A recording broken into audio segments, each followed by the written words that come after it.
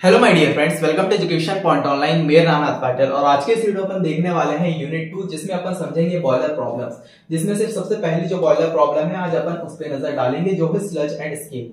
ठीक है, इससे पहले वाली वीडियो में अपन ने समझ लिया था आखिर बॉयलर क्या होता है। ठीक है, बॉयलर का बेसिक कॉन्सेप्ट समझ लिया था, बॉयलर क्या होता है, और साथ में बॉयलर प्रॉब्लम कौन कौन सी बॉयलर प्रॉब्लम्स होती हैं। जैसे अपनी सबसे पहली थी स्लज एंड स्केल, सेकंड थी अपनी कॉस्टिक एब्रिटलमेंट,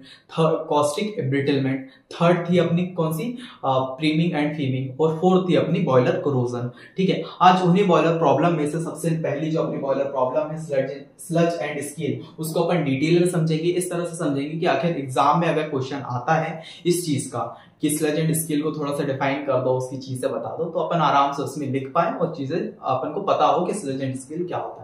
ठीक है, और आज की इस वीडियो में मैंने थोड़ा आपके लिए एक्सपेरिमेंट किया, और छोटा सा ऐसी क्या है कि मैं अब क्या कर रहा हूँ कि जो भी अगर मैं टॉपिक पढ़ा रहा हूँ, अगर मुझे दिखता है कि प्रीवियस ईयर में उस टॉपिक से रिलेटेड क्वेश्चन पूछा गया, तो मैं लास्ट में आपके साथ डिस्कस कर दूंगा कि इस तरह से जो है क्वेश्चन आया था प्रीवियस ईयर में, और साथ में कि आगे भी और किस तरह से क्वेश्चन ये वाला फॉर्म हो सकता है, वो चीजें भी लास्ट में अपन डिस्कस करेंगे। तो मैं यही चाहता हूँ वीडियो को लास्ट तक देखना, बहुत सारी चीजें समझेंगे। पहले तो कॉन्सेप्ट अच्छे से समझ लेंगे कि ये टॉपिक किस तरह से पूछा जा सकता है, किस तरह से इसका कॉन्सेप्ट है, मतलब ओवरऑल कि ये टॉपिक कहना क्या चाहता है। उसके बाद ऐसी चीजें बताऊंगा कि यार आप एग्जाम में इस चीज को लिख देना, मतलब आपको एग्जाम में लिखने का इसका पैटर्न बताऊंगा किस तरह से लिखना है, नोट्स टाइप का बनवा दूंगा, तो आप वो नोट्स भी आराम से लिखते चलिए, नोट्स साथ साथ में बनाते चलिए, आप आराम से टॉपिक भी क्लियर होते जाएगा, और एग्जाम में किस तरह से लिखना है, किस तरह से आंसर प्रेजेंट करना है, वो भी चीज आपको पता चलती चलेगी। तो बस वीडियो में लास्ट तक बने रहना, धीरे धीरे और भी चीजें ट्राई करते रहेंगे। ठीक है, तो आई होप सो ये वाली चीज क्लियर होगी। अभी अपन बॉयलर प्रॉब्लम समझ रहे हैं। ठीक है, चार जो अपनी नेक्स्ट 4 वीडियोस रहेगी, आज सेकंड वीडियोस है, 5th वीडियोस तक अपन बॉयलर प्रॉब्लम को डिस्कस कर लेंगे। ठीक है, उसके बाद स्टार्ट करेंगे वाटर सॉफ्टनिंग मेथड। आई होप सो वाटर चैप्टर जो है यूनिट 1 वो आपने अच्छे से क्लियर कर लिया होगा, नहीं किया होगा तो वो पहले आप अच्छे से कर लिए, क्योंकि वो बहुत इजी चैप्टर है। अगर आप उसको पढ़ेंगे ना तो यार लगेगा यार केमिस्ट्री इतनी आसान है, और जब एक बार कॉन्फिडेंस बिल्ड हो जाएगा ना कि यार केमिस्ट्री तो इतनी आसान है, इतने प्यारा प्यारे चैप्टर है, और न्यूमेरिकल भी अच्छे से सॉल्व हो रहे हैं, और साथ में क्योंकि 2 क्वेश्चन बन जाता है उसमें से, जैसे ही आप वाला जो है चैप्टर कर लेंगे तो आपको एक कॉन्फिडेंट होगा खुद के ऊपर। उसके बाद आप ये वाला चैप्टर पढ़ने के जाएंगे, और आगे भी जो चैप्टर में पढ़ा रहा हूँ वो पढ़ेंगे, तो चीजें बहुत अच्छे से क्लियर हो रही होगी। ठीक है, तो बिना ज्यादा टाइम वेस्ट किए अपन डायरेक्ट वीडियो को स्टार्ट करते हैं। तो चलिए, सबसे पहले मैं चाह रहा था कि बॉयलर प्रॉब्लम को अगर जिस बंदे ने फर्स्ट वीडियो नहीं देखी या फिर देखी भी होगी तो भूल गए होंगे इस वीडियो में, तो मैं सोच रहा हूँ 1-2 मिनट में अपन बॉयलर प्रॉब्लम भी आपको थोड़ा सा बता देता हूँ, क्योंकि पिछली बार क्या है मैंने इमेज के जरिए आपको जो है थोड़ा सा डिफाइन नहीं किया था कि बॉयलर क्या होता है। तो मैं सोच रहा हूँ कि इस वीडियो में कर दूँ, उसके बाद चीजों को स्टार्ट करें। ठीक है, तो देखिए बॉयलर जो होता है, बॉयलर ये बड़ी बड़ी आपने जो फैक्ट्रीज हैं ये आपने देखी होगी। जैसे अगर मैं जैसे भोपाल में रहता हूँ, मेरे आसपास जैसे मंडीदीप है, इंडस्ट्रियल एरिया है वो, ठीक है, वहां पे क्या है ऐसी बड़ी बड़ी फैक्ट्रीज जो है वो आपने देखी होगी, या भोपाल में बहुत सारी जगह जो है इंडस्ट्रीज लगी हुई है। ठीक है, तो इसमें जो ये बड़े बड़े टैंकर देख रहे हैं आप, ये बड़े बड़े कंटेनर दिख रहे हैं, यही अपने जो है बॉयलर है। ठीक है, जैसे बॉयलर अगर सिंपली डायग्राम के फॉर्म में देखें तो ये है कि जैसे अपन लोग क्या करते हैं घर में कि अगर एक कंटेनर रहता है, अगर पानी गर्म करना है तो कंटेनर में अपन क्या करेंगे, गैस पे रख देंगे और पानी गर्म हो जाएगा।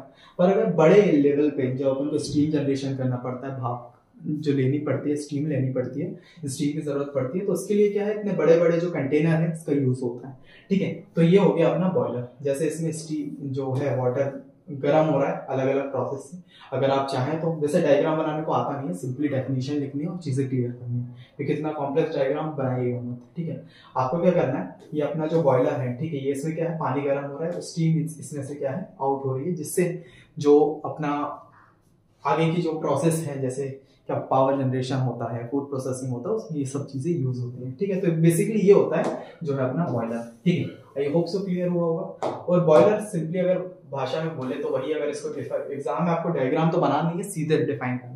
जैसे इसमें क्या लिखेंगे, a boiler is a closed vessel, एक क्लोज्ड वेसल, एक क्लोज्ड कंटेनर है। ठीक है, ये किसके काम आता है, जो गर्म पानी है उसको, मतलब पानी को गर्म करने का काम आता है। बॉयलर से ही समझ में आ रहा है बॉयलर क्या कहलाता है ना, तो मतलब पानी को गर्म करने के काम में अपना बॉयलर आता है, और साथ में जो है स्टीम जनरेशन के लिए उसका यूज होता है। ठीक है, थर्ड, द स्टीम और hot water use for various thing like heating, power और कुकिंग।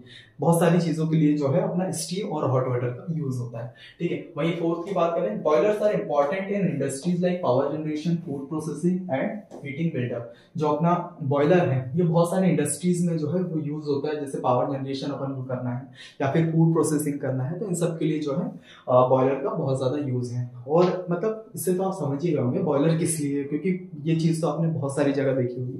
रास्ते से जाते जाते, रास्ते से क्या, अगर आप कहीं जा रहे हैं रास्ते में तो ये सारे इंडस्ट्रीज जो है वो दिखती है अगर ट्रेन से जा रहे हैं, ठीक है। तो आई होप सो बॉयलर आपको क्लियर हो गया होगा। अब बॉयलर प्रॉब्लम वही है जैसे पहले, जैसे इसमें थोड़ा डेफिनेशन पर नजर डाल लें तो क्या है boiler problem. Boiler requires high quality water for its efficient operation. इसको जो ऑपरेशन करना है, जो मतलब परफॉर्म करना है, उसके लिए जो है बॉयलर को एक हाई क्वालिटी जो है वाटर की रिक्वायरमेंट होती है, ठीक है। फिर क्या लिखा है, water is mainly used boiler for steam generation.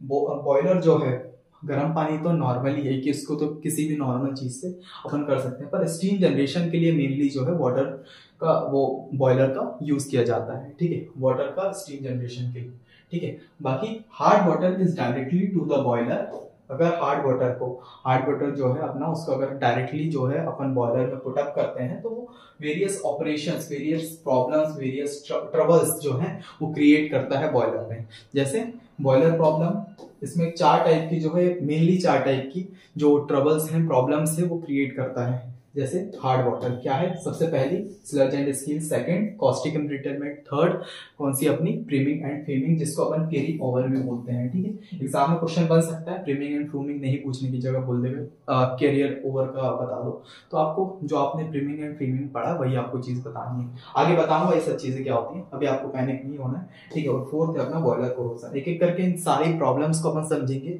आज अपन स्टार्ट कर रहे हैं स्लज एंड स्केल से, ठीक है, फिर धीरे धीरे कॉस्टिक एम्ब्रिटलमेंट, प्रीमिंग एंड फ्यूमिंग और बॉयलर कोरोजन भी समझते जाएंगे। और 5 लेक्चर में जो है अपने ये टॉपिक क्लियर हो जाएगा। और एक चीज मैं बोल दूं, इस जो चैप्टर है इसमें से एक क्वेश्चन जो है आपका पक्का होगा, तो थोड़ा सा अगर ये 5 वीडियोस आप अच्छे से लेक्चर ऐसे देख लेते हैं और जिस तरह से नोट्स बनाओ उसको आप पढ़ लेते हैं, समझ लेते हैं और नोट्स बनाते हैं, आपको बहुत अच्छे से क्लियर हो रही होगी, ठीक है। तो आपको क्या करना है, वैसे अभी पता है कुछ टाइम पहले मेरे पास कमेंट आया था कि आप थोड़ा सा ये करने के बाद साइड हो जाइए, ठीक है, जिससे हम इसका स्क्रीनशॉट ले लें, नोट कर लें। तो मैं इस चीज से कर लेता हूँ, जैसे बॉयलर आपने समझ लिया तो इसको थोड़ा सा आप नोट कर लीजिए, मैं साइड करता हूँ, ठीक है। आई होप से नोट हो गया होगा। बाकी अपना बॉयलर प्रॉब्लम, इसको भी आप थोड़ा सा नोट कर लीजिए, अगर एग्जाम में आता है क्वेश्चन कि समझाइए बॉयलर क्या होता है, ठीक है, बॉयलर प्रॉब्लम क्या होती है, और साथ में स्लज एंड स्केल। तो आपको क्या करना है, सिंपली पहले तो आपको बॉयलर थोड़ा सा डिफाइन कर देना है इतनी लैंग्वेज में 4 पॉइंट्स में। उसके बाद बॉयलर प्रॉब्लम करेंगे जिसमें ये 2 डेफिनेशन लिख देंगे। ये जब अपन हार्ड वाटर को डायरेक्टली जो है बॉयलर में यूज करते हैं तो वो कुछ प्रॉब्लम्स अराइज करता है, उसी को अपन क्या कहते हैं, बॉयलर प्रॉब्लम्स, ठीक है। जिसमें से पहली हो गई sludge and scale, caustic embrittlement, यही थोड़ा सा आप बना देंगे पैटर्न तो अच्छा लगेगा एग्जाम में, ठीक है। तो आप इसको भी नोट कर लीजिए, फिर अपन समझते हैं, आगे बढ़ते हैं और समझते हैं कि स्लज एंड स्केल्स क्या होते हैं। चलिए वीडियो में आगे बढ़ते हैं और समझते हैं आखिर स्लज एंड स्केल्स क्या होते हैं, ठीक है। तो इस डायग्राम को समझाने से पहले मैंने थोड़ा सा आपके लिए लिखा है, इससे थोड़ा सा बता देता हूँ। क्या होता है, अपना एक बॉयलर है, ठीक है, बहुत बड़ा सा कंटेनर है बॉयलर, ठीक है, जिसमें अपन क्या करते हैं, पानी को बॉईल करते हैं जिससे वो स्टीम की फॉर्म ले लेता है, और या फिर गर्म पानी यूज करने के लिए, ठीक है। बॉयलर क्या होता है, बॉयलर में अपन जो वाटर है उसको स्टीम करते हैं, जिससे जो पानी है इवेपोरेट हो जाता है in the form of steam, क्या बन जाता है, भाप बनकर उड़ जाता है, ठीक है। जिससे क्या होता है, जो पानी में हार्ड वाटर जो है अपन यूज करते हैं तो उसमें क्या है, पानी में जो सॉल्ट्स हैं, ठीक है, पानी में जो सॉल्ट्स हैं मैग्नीशियम और कैल्शियम के, ये आपने जब अपन यूनिट 1 पढ़ रहे थे उसमें आपने समझा था कि अगर हार्ड वाटर जो रहता है उसमें बहुत सारे मैग्नीशियम और कैल्शियम के बहुत सारे सॉल्ट्स रहते हैं। तो वही चीज है कि जैसे ये वाटर स्टीम के जरिए उड़ जाता है, ठीक है, तो उसमें क्या है, जो कंसंट्रेशन लेवल है सॉल्ट्स का वो क्या हो जाता है, इंक्रीज हो जाता है, जिससे जो सॉल्ट्स हैं वो कुछ तरह के प्रेसिपिटेट्स जो है वो फॉर्म करते हैं, कुछ तरह के प्रेसिपिटेट्स फॉर्म करते हैं। प्रेसिपिटेट्स वही वाइट कलर के, ठीक है। आगे देखते हैं क्या होता है, ठीक है। जैसे कुछ प्रेसिपिटेट जो है फॉर्म करते हैं, कौन कौन से, सॉफ्ट या लूज जो प्रेसिपिटेट अपने बनते हैं उसको अपन क्या बोलते हैं, स्लज, और जो अपना हार्ड प्रेसिपिटेट बनते हैं उसको बोलते हैं स्केल, ठीक है, उसको बोलते हैं स्केल। जैसे जो अपने ये हार्ड प्रेसिपिटेट है, ये आपने आउटसाइड देखा होगा, ये हार्ड सा कोरोजन टाइप का लग रहा है, पर ये क्या है ये, पर ये क्या है, स्केल, ठीक है। तो ये स्केल है, ये कोरोजन टाइप का लग रहा है जो हार्ड सा है। बाकी जो अपना स्लज है वो कैसा है, ये आपने ये देखे होंगे नॉर्मल, ठीक है। ये जो बाउंड्रीज पे है, ये जो अपना स्लज, ये क्या है, स्लज, जैसे अगर सिंपली अगर एक डायग्राम की मदद से देखें, ये अपना स्लज और स्केल का डायग्राम है।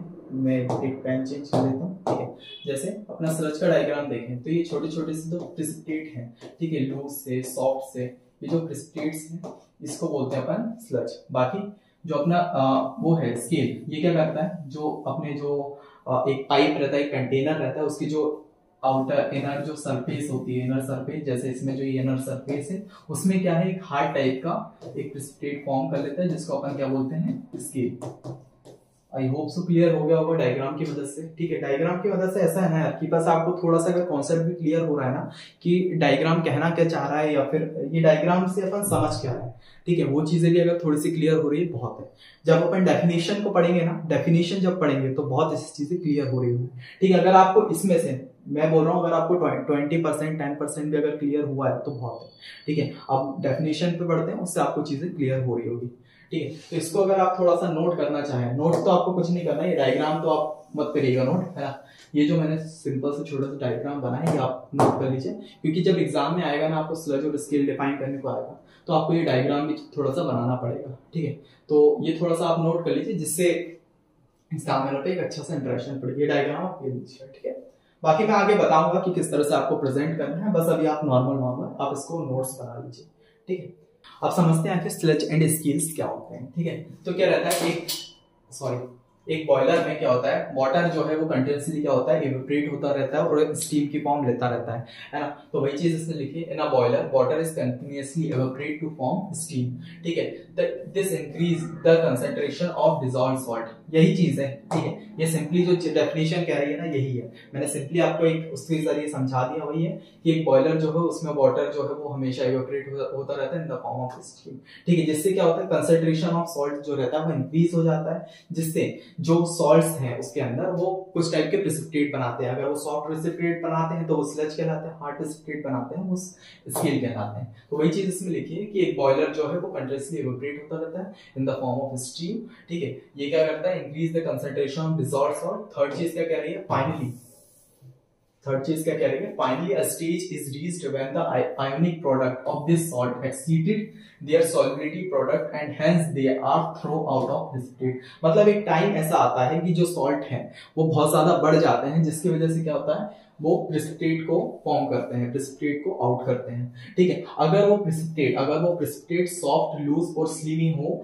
तो वो क्या कहलाते हैं, स्लज कहलाते हैं। पर अगर वही प्रिसिपिटेट क्या हो, हार्ड हो, एदरिंग हो और जो इनर वॉल्स पे लगते हैं उनको अपन क्या कहलाते हैं, वो प्रिसिपिटेट क्या कहलाते हैं, स्केल्स, ठीक है। तो मतलब आपको क्या करना है वो चीज बताता हूं।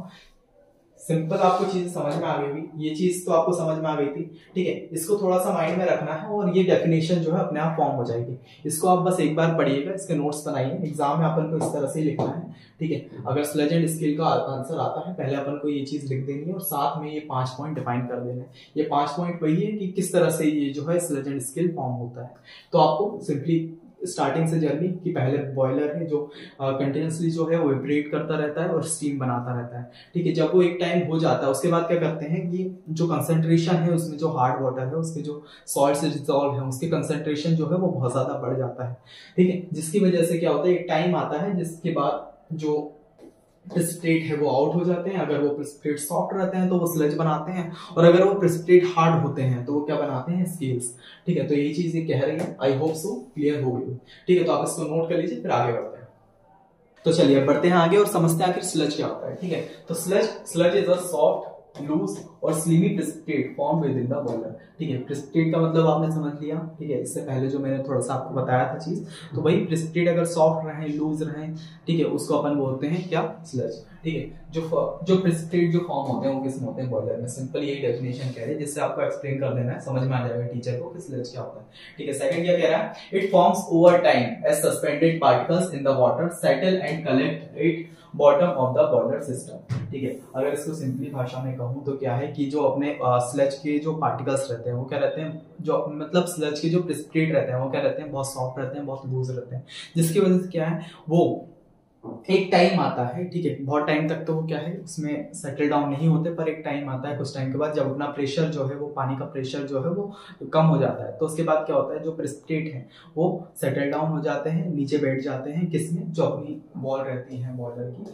बॉटम ऑफ द बॉयलर, उसमें जो है नीचे बैठ जाते हैं, जिसकी वजह से क्या होता है वो चीज आगे लिखिए, स्लज कैन ब्लॉक पाइप, जब ये नीचे बैठ जाते हैं तो क्या रहता है जो जिससे पानी जो है ट्रांसफर होता है, जैसे अपने बॉयलर में पानी को गर्म कर लिया है ना, तो फिर क्या करते हैं बॉयलर को पाइप्स के जरिए ट्रांसफर करते हैं, तो अगर जो अपने जो प्रेसिपिटेट्स हैं, स्लज प्रेसिपिटेट्स हैं, वो नीचे बैठ जाते हैं, जिसकी वजह से क्या होता है जो है ब्लॉक कर देते हैं पाइप्स को, ठीक है, वेल्व्स को और अदर कंपोनेंट, ठीक है, वही क्या restricted water flow and hindering steam performance, जो है वाटर का फ्लो को जो है वो रिस्ट्रिक्ट करते हैं, रोकते हैं, तो वही चीज ये कह रही है, ठीक है। आई होप सो क्लियर हुआ होगा, ठीक है।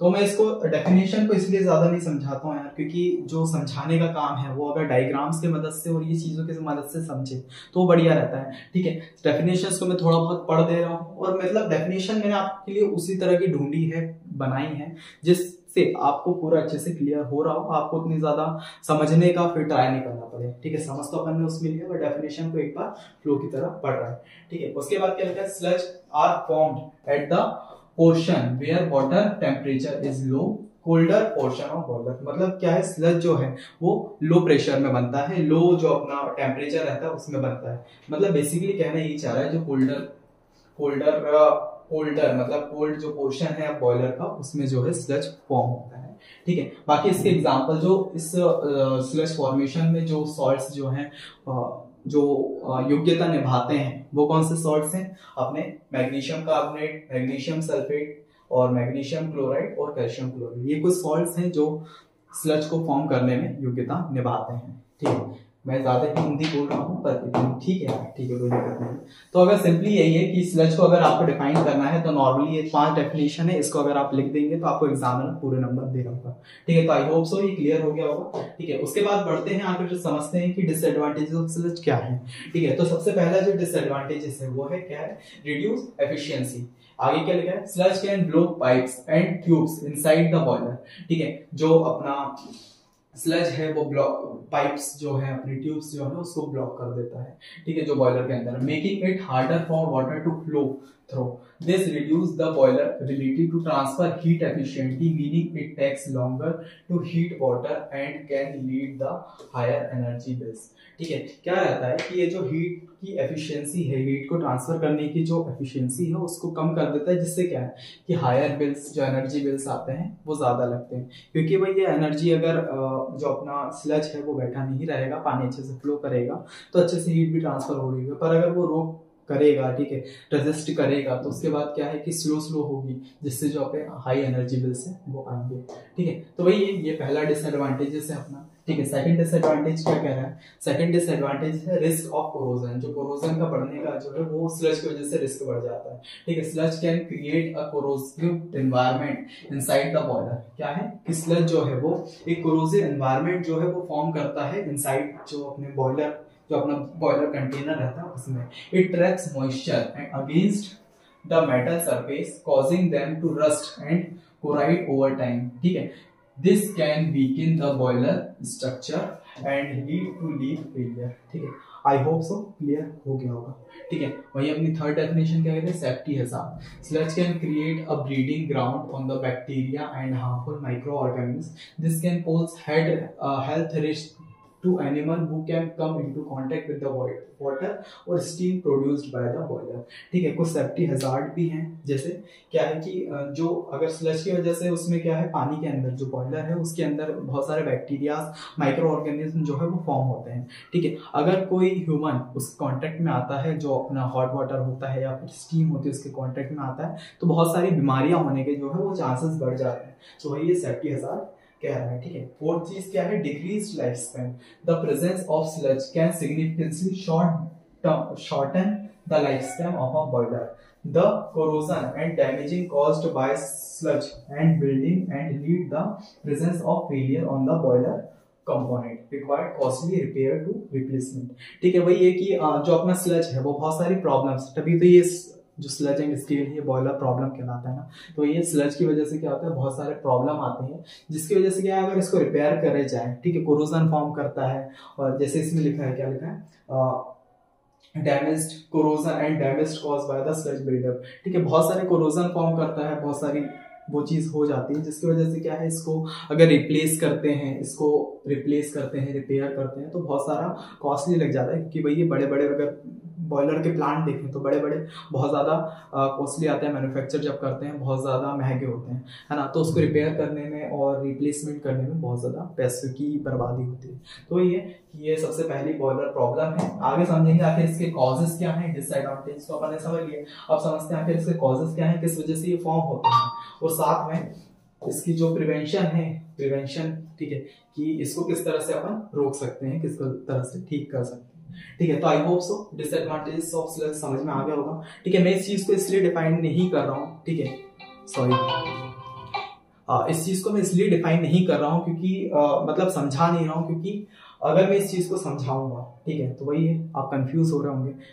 मेरा जो प्योर इंटेंशन है वो है आपको कि पहला तो अपन को टॉपिक समझ में आ जाए और आपके नोट्स साथ साथ में बनते रहें, आपको आराम से चीजें जो है वो क्लियर होती रहें। एग्जाम में आपको किस तरह से लिखना है वो आपको प्योर यहाँ पे नोट्स मिल जाए, ठीक है। तो वही थोड़े से मैंने अपने हिसाब से यार डेफिनेशन को ढूंढा है, बनाया है, फॉर्म किया है, जिसकी मदद से आपको जब सिर्फ आप इसको पढ़ेंगे तो आपको चीजें क्लियर हो रही हो, ठीक है। तो आपको क्या करना है, डिसएडवांटेज आपने समझ लिए, तो इसको थोड़ा सा आप नोट कर लीजिए, फिर अपन आगे बढ़ते हैं।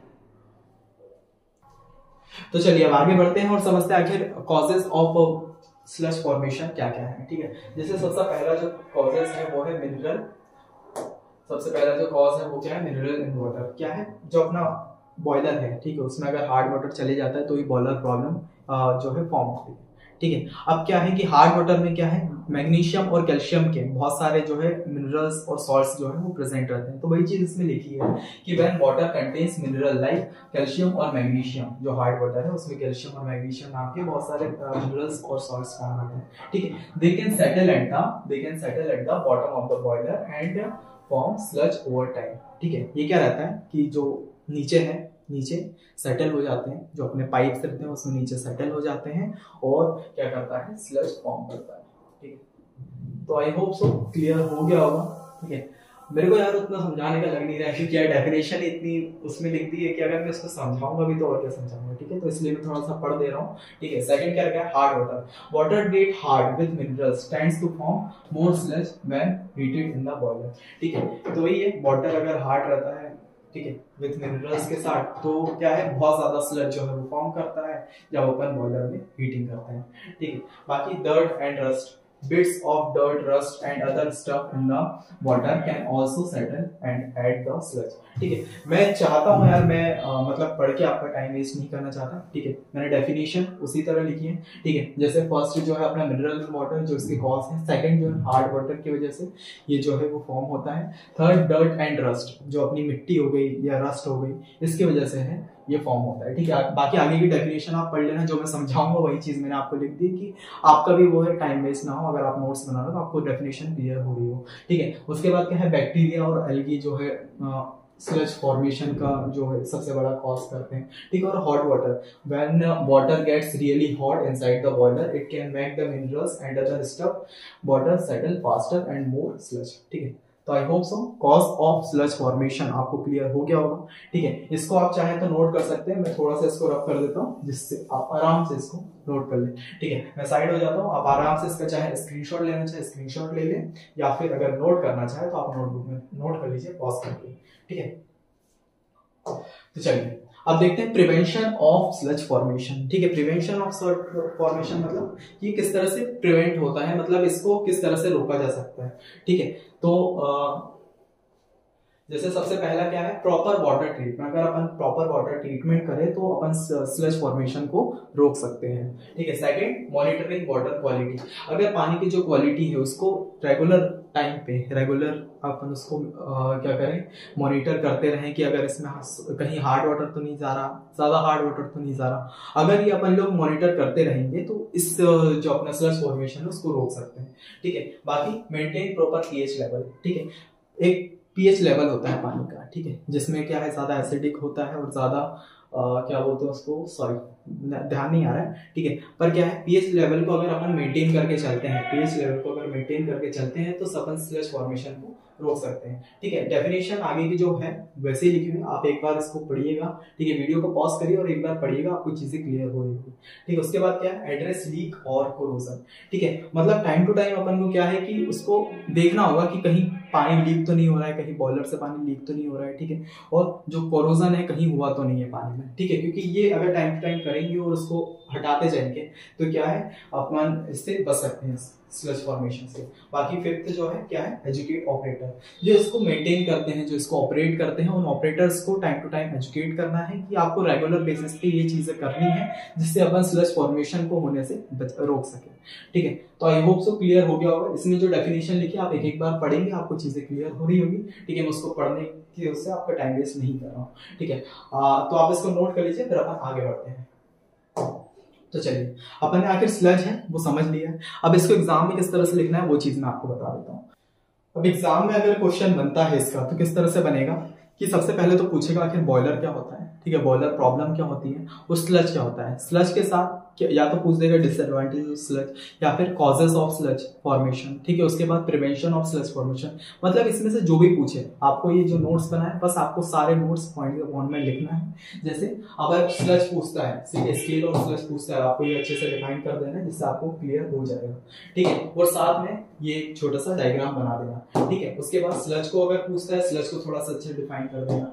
फिर अगर डिसएडवांटेज पूछता है स्लज के साथ कि स्लज के साथ उसके डिसएडवांटेजेस बताओ, तो आप ये आराम से लिख लीजिएगा, ठीक है। उसके बाद कॉजेस ऑफ स्लज फॉर्मेशन, उसके बाद प्रिवेंशन ऑफ स्लज फॉर्मेशन, ठीक है। इतना आप लिख देंगे, आपको आराम से नंबर मिल रहे होंगे।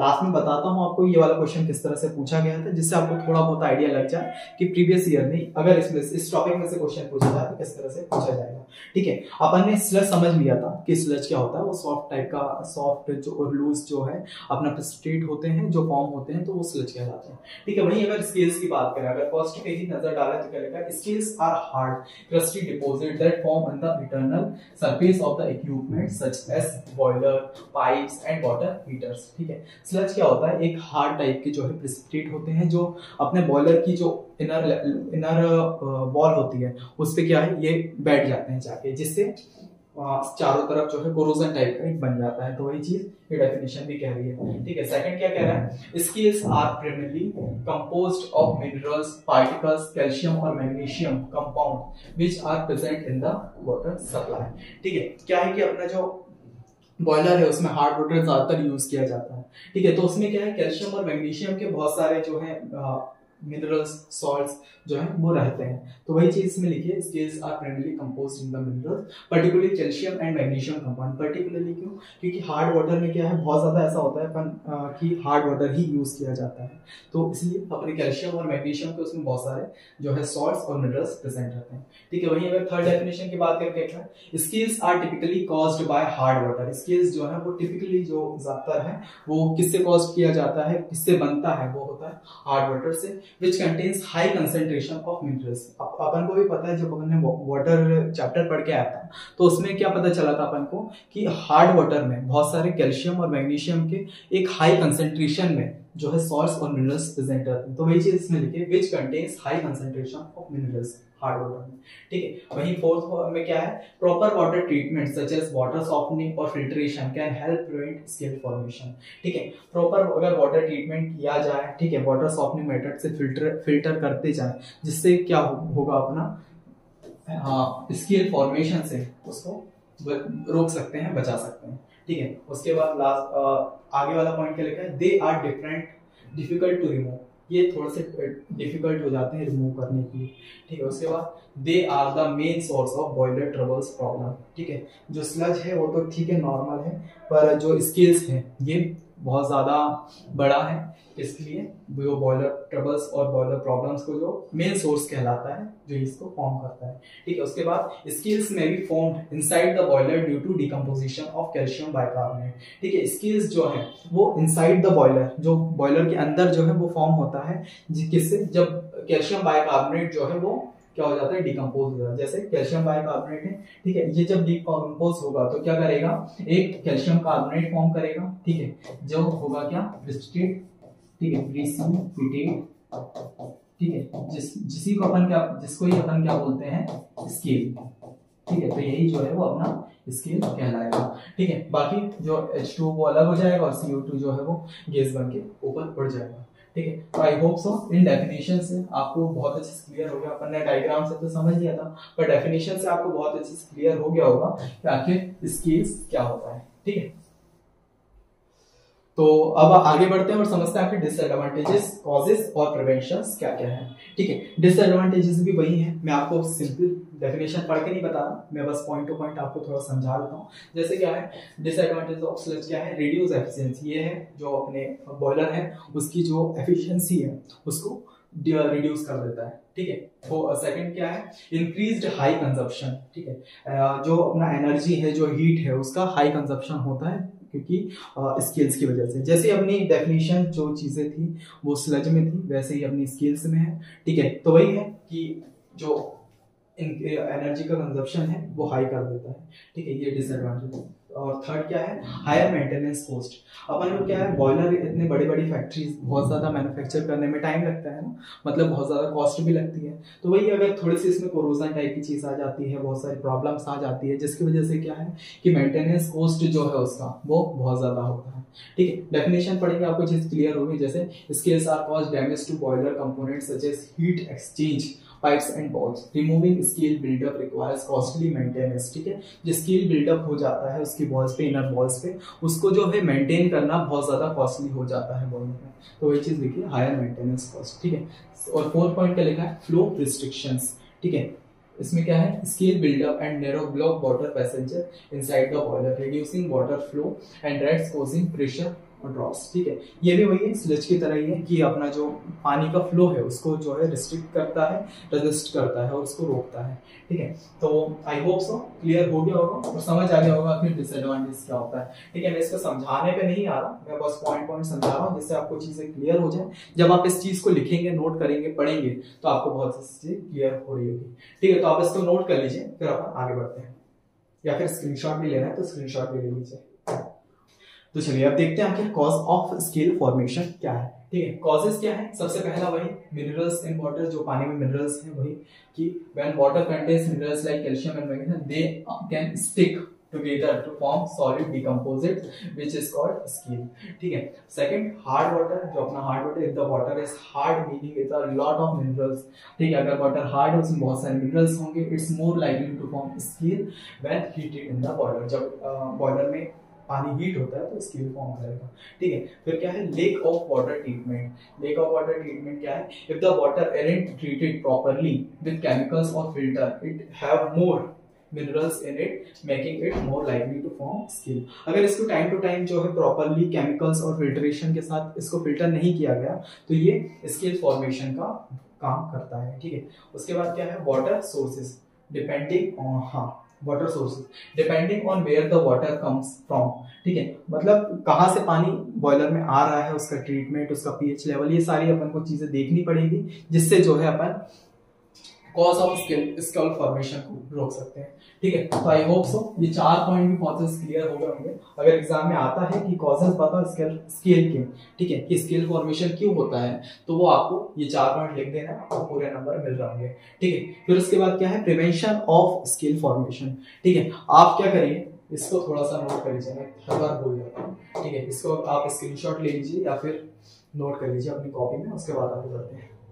ठीक है, तो अब देखते हैं प्रिवेंशन ऑफ स्केल फॉर्मेशन क्या होता है। ठीक है, प्रिवेंशन ऑफ स्केल फॉर्मेशन में वही है, सबसे पहला क्या है, किस तरह से स्केल फॉर्मेशन को होने से रोक सकते हैं, वो है सबसे पहला कि वाटर सॉफ्टनिंग। ठीक है, पानी को सॉफ्ट करना होगा, देखना होगा। ठीक है, उसको क्या है, treat the water before the inter. जब पानी जो है बॉयलर में इंटर हो रहा है उससे पहले अपन वाटर को ट्रीटमेंट करना होगा। ठीक है, सेकंड क्या है, रेगुलर क्लीनिंग। अगर आप रेगुलर क्लीनिंग करते हैं, ठीक है, रेगुलर जो है अपने बॉयलर को साफ करते हैं, जिससे क्या है अपन जो स्केल फॉर्मेशन है उसको रोक सकते हैं। ठीक है, थर्ड क्या है, पीएच कंट्रोल। अपने पानी का पीएच कितना है वो टाइम टू टाइम अपन को मेंटेन करना है। जब भी अपन बॉयलर में जब पानी जा रहा है तो अपन को देखना है कि उस पानी का पीएच क्या है, जिससे वो पानी अंदर जाके स्केल्स और स्लज का फॉर्मेशन ना करे। ठीक है, उसके बाद क्या है, रेगुलर मॉनिटरिंग। ठीक है, जो अपने स्टाफ है, मेंबर्स हैं जो ऑपरेट करते हैं उस चीज को, रेगुलर मॉनिटर करना होगा कि यार पानी में ये चीज जा रही है, पीएच लेवल क्या है, ठीक है, और भी बहुत सारी चीजें हैं, उसको मॉनिटर करना होगा। आगे इसी में लिखी हुई definition, monitor is a boiler water quality regularly and detect early sign on the scale formation, ठीक है। स्केल फॉर्मेशन के अर्ली साइज को अगर अपन लोग पहचान लेंगे तो उसके बाद क्या होगा कि आगे जब वो स्केल फॉर्मेशन हो रहा होगा तो अपन को बाद में, क्योंकि भाई अगर स्केल फॉर्मेशन हो जाता है, वो जैसे मैं थोड़ा सा आपको बता ही देता हूँ ना, हाँ, जैसे ये अगर हो जाता है इस टाइप का, अगर स्केल फॉर्मेशन हो जाता है, हार्ट टाइप का अगर लग जाता है इनर वॉल पे, तो इसको रिमूव करना, इसको मेंटेन करना बहुत ज्यादा मुश्किल हो जाता है। तो वही चीज इसमें कह रहा है, ठीक है, वो क्या कि रेगुलर मॉनिटरिंग करें जिससे detect early sign of scale formation and take corrective action for needed, ठीक है। फिर उसके बाद क्या है, अगर अर्ली जो है अपन को पता चल जाए कि स्केल फॉर्मेशन होने वाला है तो उसको अपन क्या करते हैं, उसके एक्शन ले सकते हैं, ठीक है। इसको ठीक कैसे करें, conduct routine water testing analysis to ensure proper water treatment and prevent scale buildup, ठीक है। आपको पैनिक नहीं होना है, ठीक है। मैंने सिंपल आपको डेफिनेशन उतनी ही आसान लिखी, इतनी सिंपल लिखी जिससे आपको क्लियर हो जाए, ठीक है। एक बार पढ़ेंगे आपको चीजें क्लियर हो रही होगी।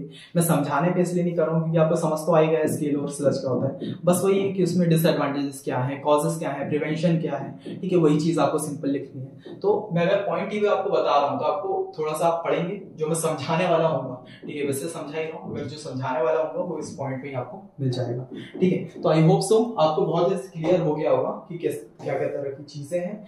तो चलिए अब देखते हैं आखिर डिफरेंशिएट बिटवीन, क्योंकि इस टाइप का क्वेश्चन पूछ सकता है, ठीक है, एग्जाम में, कि बताइए डिफरेंशिएट बिटवीन कीजिए स्केल्स और स्लज को। तो एक एक करके उसके पॉइंट समझ लेते हैं, ठीक है। जैसे सबसे पहला पॉइंट क्या कह रहा है, स्केल्स आर हार्ड डिपॉजिट। वहीं अगर इसकी बात करें स्लज की तो क्या है, sludge are loose and slimy precipitate, ठीक है। जो स्केल्स हैं वो हार्ड होते हैं, हार्ड प्रेसिपिटेट फॉर्म करते हैं, और जो स्लज है वो लूज और सॉफ्ट प्रेसिपिटेट फॉर्म करता है, ठीक है। सेकंड की बात करें, they are stick very firmly to the inner surface of boiler, they are very difficult to remove, ठीक है। जो अपना स्केल्स हैं ये क्या है कि इनर वॉल्स पे वो बैठ जाते हैं, जैसे आपने इससे पहले वाले उसमें देखा होगा कोरोजन टाइप का बैठ जाता है, तो क्या है उसको रिमूव करना जो है बहुत ज्यादा डिफिकल्ट हो जाता है।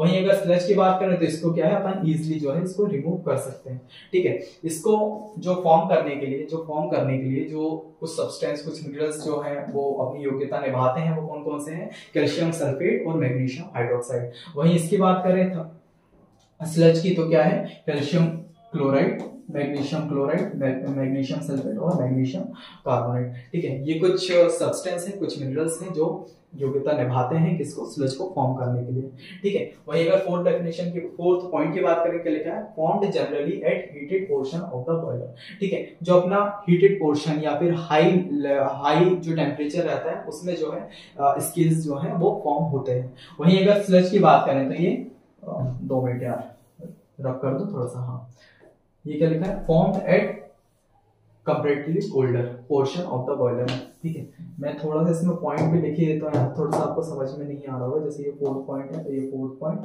ठीक है, ये 3rd पॉइंट, ये 2nd, ये 1st, और ठीक है ये 5th और ये 6th, ठीक है। तो अपना 4th पॉइंट क्या कह रहा है, फॉर्म्ड एट कंपैरेटिवली कोल्डर, और ये कौन से में होते हैं, जो हीटेड पोर्शन रहता है उसमें ये फॉर्म होते हैं, ठीक है। उसके बाद क्या लिखा था, decrease the efficiency of boiler and changes the explosion and also there, ठीक है। जो अपने बॉयलर की एफिशिएंसी है उसको ये डिक्रीज कर देता है। वहीं की इसकी भी बात करें 5th पॉइंट की, तो ये क्या कह रहा है, the decrease the efficiency of boiler but are less dangerous, ठीक है। अगर ये भी दोनों के दोनों जो है बॉयलर, क्योंकि ये बॉयलर प्रॉब्लम है तो ये दोनों की जो एफिशिएंसी है बॉयलर की उसको कम करते हैं, बट जो स्केल्स हैं वो बहुत ज्यादा उसको डैमेज कर देता है, बहुत ज्यादा क्या बोलते हैं डेंजरस है उसके लिए, बॉयलर के लिए। बट वहीं अगर स्लज की बात करें तो ये क्या है, लेस डेंजरस है। वही ये चीज कह रही है, मतलब डिक्रीज जो एफिशिएंसी है वो तो दोनों कर रहा है, पर जो सबसे ज्यादा डेंजर है वो कौन सा है, स्केल, क्योंकि ये हार्ड भी है, ठीक है, और ये आपने देखा भी होगा कोरोजन टाइप की बना देता है, ठीक है। उसके बाद क्या है 6th point, it can not be remove by blow down operation, इसको ब्लो डाउन ऑपरेशन से जो है रिमूव नहीं कर सकते। It can be remove by blow down operation, इसको ब्लो डाउन ऑपरेशन से रिमूव कर सकते हैं, ठीक है। तो आई होप सो ये आपको सब पॉइंट्स जो है वो क्लियर हो गए होंगे, ठीक है। अगर आप चाहें इसको नोट कर लीजिए और स्क्रीनशॉट लेना चाहे तो स्क्रीनशॉट भी ले सकते हैं। इसके बाद अपन आगे बढ़ते हैं और समझते हैं आखिर अब इतना सारा जो पढ़ लिया है इसको अगर एग्जाम में आता है किस तरह से क्वेश्चन बनेंगे और किस तरह से इसको प्रेजेंट करना है, ठीक है। तो आप इसका स्क्रीनशॉट ले लीजिए, फिर आगे बढ़ते हैं। तो चलिए बढ़ते हैं आगे और समझते हैं आखिर अगर एग्जाम में इसका क्वेश्चन पूछा जाए तो किस तरह से पूछा जाएगा। ठीक है, तो सबसे पहले क्या है कि अगर क्वेश्चन बनेगा तो मैं बता रहा हूँ किस टाइप से बनेगा। सबसे पहले वो पूछेगा बॉयलर क्या है या बॉयलर प्रॉब्लम बताओ। ठीक है, बॉयलर प्रॉब्लम बताओ और साथ में स्केल्स या स्लज का डिफरेंशिएट बिटवीन बता दो। ठीक है, तब आपको क्या करना है कि जो मैंने आपको बॉयलर लिखवाया था, ठीक है, बॉयलर थोड़ा सा आपको डिफाइन कर देना है 4 पॉइंट। उसके बाद बॉयलर प्रॉब्लम को इतना चीज आपको बना देना है, यहाँ से यहाँ तक लिख देना और इतना चीज आपको लिख देना है। ठीक है, उसके बाद क्या करना है कि डिफरेंशिएट बिटवीन पूछेगा तो आप लास्ट में जो मैं आपको डिफरेंशिएट बिटवीन कराया था 6 पॉइंट आप लिख देंगे तो आप आराम से पूरे नंबर मिल रहे होंगे। ठीक है, अब ऐसा भी हो सकता है कि वो पूछेगा फिर स्केल और स्लज को डिफाइन कर दो और साथ में बताओ डिसएडवांटेजेस ऑफ स्लज फॉर्मेशन। ठीक है, तो उसमें बस ये चीज करने का है कि स्लज की आपको डेफिनेशन लिख देनी है। उसके बाद जो मैंने आपको स्केल्स की डेफिनेशन लिखवाई थी, ठीक है, स्केल्स की जो पॉइंट लिखवाए थे ये लिख देने हैं। उसके बाद जो अपने डिसएडवांटेजेस हैं स्लज के ये आपको लिख देना है। इतना आप लिख देंगे आपको पूरे नंबर मिल रहे होंगे। ठीक है, बाकी वही है कि बस थोड़ा बहुत घुमाने का ट्राई करेगा। जैसे कभी क्या है कि स्लज और स्केल पूछ के आपको डिसएडवांटेज पूछ लेगा या स्लज और स्केल पूछ के आपको कॉजेस पूछ लेगा। ठीक है, या हार्मफुल इफेक्ट भी पूछता है। हार्मफुल इफेक्ट्स का मतलब क्या होता है कि डिसएडवांटेजेस ही बोलना चाह रहा है वो। ठीक है, तो वही है, बातों में घूमना नहीं है अपन को। एग्जामिनर जो भी पूछे अपन को सारी चीज लिख देनी है और मैंने आपको सारे नोट्स और सारी चीजें उसी हिसाब से लिखवाई है जो जो क्वेश्चन बन सकते हैं एग्जाम में। ठीक है, तो आप ये नोट्स जब पढ़ लेंगे, जब आपको प्रिवेंशंस पता होगी, कॉजेस पता होंगे, ठीक है, उसके बाद डिसएडवांटेजेस पता होगा, स्लज और स्केल क्या होता है वो पता होगा, तो आप आराम से क्वेश्चन लिख रहे होंगे। ठीक है, तो आई होप सो क्लियर हो गई होगी। अगर आपने अभी भी नहीं किया है तो मैं आपको क्या करता हूँ, ठीक है, तो आप एक एक करके स्क्रीनशॉट लेते जाइए। सबसे पहले ये बॉयलर, ठीक है, उसके बाद बॉयलर प्रॉब्लम, उसके बाद स्लज एंड स्केल, ठीक है, उसके बाद ये थोड़ा सा अगर आप इसका भी लेना चाहिए ले सकते हैं। ठीक है, इसको बना ही लीजिएगा क्योंकि क्या है एग्जाम में अगर आप इसको बना देंगे या फिर अपनी नोटबुक में अगर आप इसको बना के इससे समझने का ट्राई करेंगे तो आपको स्लज एंड स्केल बहुत समझ में आ रहा होगा। ठीक है, उसके बाद उसी चीज को ये डेफिनेशन के फॉर्म में लिख दिया है ना। बाकी स्लज को थोड़ा सा डिफाइन कर देना है पॉइंट्स के फॉर्म में, फिर डिसएडवांटेजेस ऑफ स्लज, ठीक है, फिर कॉजेस ऑफ स्लज फॉर्मेशन और प्रिवेंशन ऑफ स्लज फॉर्मेशन। ठीक है, इतना करने के बाद क्या है अपना हो जाएगा स्केल्स स्टार्ट। ठीक है, स्केल्स में अपन को स्केल्स की सारी डेफिनेशंस लिख देनी है। उसके बाद डिसएडवांटेजेस ऑफ स्लज लिखा है ये क्या होगा अपना स्केल। ठीक है, इसको काट देना और क्या है ये स्केल्स। ठीक है, तो डिसएडवांटेजेस ऑफ स्केल्स में अभी अपन को ये 4 पॉइंट लिख देना है। ठीक है, उसके बाद कॉजेस ऑफ स्केल फॉर्मेशन में भी ये 4 पॉइंट लिख देना है अगर क्वेश्चन पूछा जाता है तो, और प्रिवेंशन ऑफ स्केल फॉर्मेशन में भी ये 4 पॉइंट के साथ इस आंसर को जो है कंप्लीट करना है। ठीक है, बाकी डिफरेंशिएट बिटवीन पूछता है तो आप इस चीज लिख दीजिएगा। ठीक है, बाकी इसी के साथ आज के इस लेक्चर कंप्लीट करते हैं। ठीक है, वीडियो लेक्चर कैसा लगा यार मुझे कमेंट में थोड़ा बताना। ठीक है, क्योंकि क्या है कि आप कमेंट करेंगे तो मेरे को भी मोटिवेशन मिलेगा और जो आपके डाउट्स होंगे उसको क्या है नेक्स्ट वीडियो में मैं इंप्रूव कर पाऊंगा और क्लियर भी करूंगा। ठीक है, कमेंट सेक्शन में। बाकी अगर आप चाहते हैं यार कि मुझसे जुड़ना, ठीक है, मुझसे बात करना है, कुछ डाउट्स हों आपको रिलेटेड, तो आप सिंपली क्या करिएगा, ये आदित्य पाटिल .30, ठीक है, ये क्या है, ये मेरा इंस्टाग्राम हैंडल है। ठीक है, इंस्टाग्राम पेज है, आप डायरेक्ट जाइए इसमें फॉलो करिए और डीएम करिएगा और जो भी आपके डाउट हो, ठीक है, चाहे वो इस लेक्चर से रिलेटेड हो, स्टडी से रिलेटेड हो, इंजीनियरिंग किस से रिलेटेड हो, अपने फर्स्ट ईयर में बहुत सारे अपन लोग आते हैं तो बहुत सारे अपने डाउट रहते हैं। ठीक है, तो आप क्या करिएगा, आप डायरेक्ट डीएम करिए और वहाँ पर आप मेरे को मैसेज करिए, मैं आपके वहाँ पर जो है वो सारे डाउट क्लियर कर रहा हूँ। ठीक है, बाकी अपन जो इंजीनियर केमिस्ट्री, ये इरफान भैया ने यार फर्स्ट ईयर वालों के लिए बहुत प्यारा गिफ्ट दिया है। ठीक है, जिसमें क्या है हम लोग जो फर्स्ट ईयर में जो कॉमनली बेसिक सब्जेक्ट हैं उसको क्या है कंप्लीटली फ्री कर रहे हैं यूट्यूब पे। जैसे अपना हो गया इंजीनियरिंग केमिस्ट्री जो मैं पढ़ा रहा हूँ, आपके 7 यूनिट जो है वो अच्छे से कंप्लीट होगी। इस तरह से होगी कि यार आपके जो यूनिवर्सिटी एग्जाम है उससे रिलेटेड होगी। ठीक है, कि आप यूनिवर्सिटी एग्जाम ये वाली प्लेलिस्ट को पढ़ के आराम से क्लियर कर लें, क्योंकि ये क्या है, ये बेसिक सब्जेक्ट है, ये आगे आप हर ब्रांच के बच्चों को ये पढ़ना पड़ता है। ठीक है, आगे जाके इसका कोई यूज़ नहीं होने वाला है। तो अपन क्या करेंगे, उसी लेवल तक पढ़ेंगे जिसमें अपन को समझ आ जाए और एग्जाम में किस तरह से लिखना है वो चीज़ें देखें, जिससे क्या आपके साथ साथ में नोट्स भी बनते जाएं, है ना। तो अपना इंजीनियरिंग केमिस्ट्री पूरा कंप्लीट होगा। इंजीनियरिंग फिजिक्स जो सचिन पढ़ा रहा है ये भी अपना जो है यूट्यूब पर फ्री हो रहा होगा। ठीक है, बाकी BME ये इरफान भैया ने पूरे 4 यूनिट आपके लिए करा के रखा है। अगर आपके सेम में ये सब्जेक्ट हैं तो आप जाके चेकआउट करिए। सारे जो फ्री जो कोर्सेज हैं, जो अपने बैचेस हैं, इसके लिंक जो है आपको डिस्क्रिप्शन मिल जाएंगे। अपने अच्छी प्लेलिस्ट बना के रखी है, आप जाइए, लिंक डिस्क्रिप्शन में है, जाके चेकआउट करिए और आप पढ़ना स्टार्ट करें। बाकी बेसिक कंप्यूटर इंजीनियरिंग ये 1 से 2 हफ्ते में आपके यूट्यूब पे डलना स्टार्ट हो जाएगा, ठीक है। बाकी basic electrical and electronics engineering, इसका अभी कुछ पक्का नहीं यार, जैसे अगर कोई अच्छा सा टीचर मिलता है हमें तो इस चीज़ को भी स्टार्ट करते हैं, और इसका भी कुछ पक्का नहीं है कि यूट्यूब पे रहेगा या फिर इसका एक पेड कोर्सेज बनेगा, वो आपके रिस्पॉन्स पर रहेगा। फर्स्ट यूनिट जो है वो अपनी यूट्यूब पे ही डलेगी, ठीक है।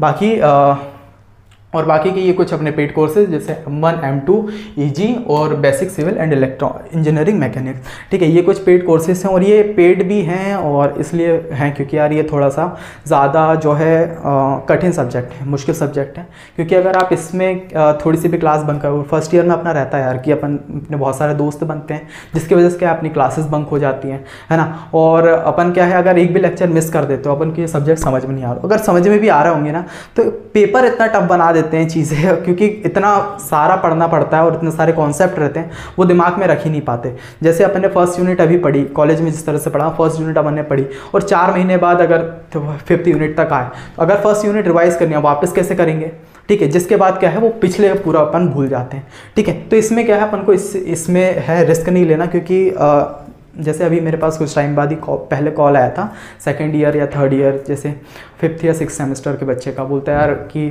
मेरी जो है M2 में बैक हुई है। तो मेरे को लगा यार मतलब फर्स्ट ईयर में वो सब्जेक्ट आता है और 3rd ईयर तक वो सब्जेक्ट नहीं निकला है, तो इस लेवल तक ये जो है ये वाला सब्जेक्ट खींच देता है। तो आपको क्या करना है, सिंपली अगर आपको लग रहा है ऐसा कि यार अपना जो M2 EG ये ऐसे सब्जेक्ट है कि जो समझ में नहीं आ रहा है यार, है ना, बहुत ज़्यादा कठिन पढ़ रहे हैं, कॉलेज में समझा रहे हैं पर क्लियर नहीं हो रहा है, तो आपको क्या करना है, सिंपली अपन के जो प्लेलिस्ट है उसका लिंक आपको डिस्क्रिप्शन में मिल जाएगा, डेमो लेक्चर्स हैं वो देखिए। अगर आपको क्लियर हो रहा है कि यार मेरे को इनसे समझ में आ रहा है, ये जो पढ़ा रहे हैं वो अच्छे से क्लियर हो रहा है, मुझे समझ में आ रहा है पूरे टॉपिक, तो आप क्या करिएगा बिना संकोच के, क्योंकि अगर आप चाहें तो इसका रिव्यू जो है वो अपने सीनियर से ले सकते हैं, उन्होंने भी यहीं से पढ़ के अपना जो है M2 निकाला है, ठीक है। तो आपको सिंपली डेमो लेक्चर्स देखने, अगर आपको क्लियर हो रहा है तो निसंकोच से आप सीधा M1 M2 और EG के बेचेस ले सकते हैं, ठीक है। आपको बाद में कोई रिग्रेट नहीं होगा, ठीक है, आपको पूरा समझ में आ रहा होगा, ठीक है। बाकी अपना बेसिक सिविल इंजीनियरिंग, इन सारे कोर्सेज जो हैं आपको डिस्क्रिप्शन में मिल जाएंगे, ये आपका लिंक आपको डिस्क्रिप्शन में मिल जाएगा, ठीक है। बाकी जो इसका प्राइस है वो 799 है, और इस कोर्सेज से रिलेटेड या किसी चीज़ से भी रिलेटेड अगर कोई भी डाउट हो आपके पास तो आप इस नंबर पर कॉल करके आराम से पूछ सकते हैं, ठीक है। आपके जो डाउट्स हैं, जो भी चीज़ें हैं वो सॉल्व हो रही होगी, ठीक है। तो इसी के साथ आज के इस लेक्चर को यहीं कंप्लीट करते हैं, मिलता है नेक्स्ट वीडियो में, तब तक के लिए बाय बाय।